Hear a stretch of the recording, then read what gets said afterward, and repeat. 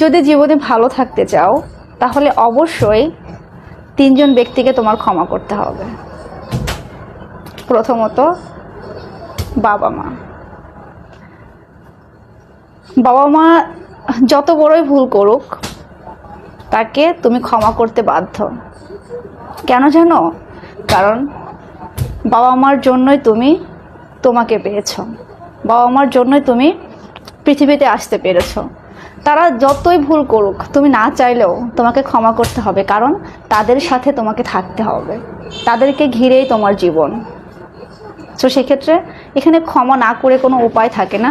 আর তুমি মনের মধ্যে যতই রাগ অভিমান যাই কিছু রাখো না কেন, পরিশেষে তারাই কিন্তু তোমার সব কিছু। মানে তাদের উপরে ক্ষোভ কিংবা আক্রোশ পুষে না রেখে তাদেরকে ক্ষমা করে আপনজনের সাথে মিলেমিশে থাকাটাই কিন্তু ভালো। তার মানে তোমাকে মাস্ট বি তাদেরকে ক্ষমা করতেই হবে। এরপরে প্রাক্তন। যারা আমরা চিন্তা করি যে সে আমাকে ছেড়ে চলে গিয়েছে, সে কেন আমাকে ছেড়ে চলে গেল, সে এটা ছিল সেটা ছিল এই ছিল সেই ছিল, সে আমাকে ছেড়ে চলে গিয়েছে মানে সম্পূর্ণ ভুলটা তারই ছিল, আমার কোনো ভুল ছিল না। যদি এই জিনিসগুলো মনের মধ্যে রাখো তাহলে কখনোই নিজেকে সামনের দিকে কিন্তু অগ্রসারিত করতে পারবে না, কখনোই ভালো কিছু করতে পারবে না। সো সেক্ষেত্রে প্রাক্তনকে ক্ষমা করে মন থেকে মুছে ফেলে নতুনভাবে জীবন শুরু করো। এরপরে নিজেকে, মোস্ট ইম্পর্টেন্ট যেটা সেটা নিজেকে নিজে ক্ষমা করতে শিখতে হবে। যদি নিজেকে নিজে ক্ষমা করতে না পারো তাহলে কখনোই ভালো থাকার আশা একদমই করা যাবে না। কেন? কারণ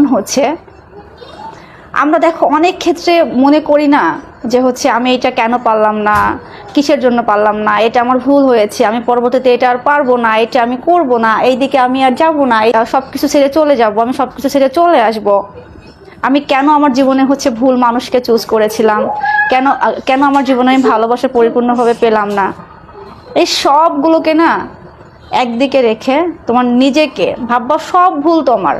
ভুল হলে তাকে অবশ্যই ক্ষমা করা যায়, ক্ষমা করতে হবে, তাই না? সো সেক্ষেত্রে নিজেকে ক্ষমা করে দিয়ে নতুনভাবে নতুন কিছু শুরু করবা।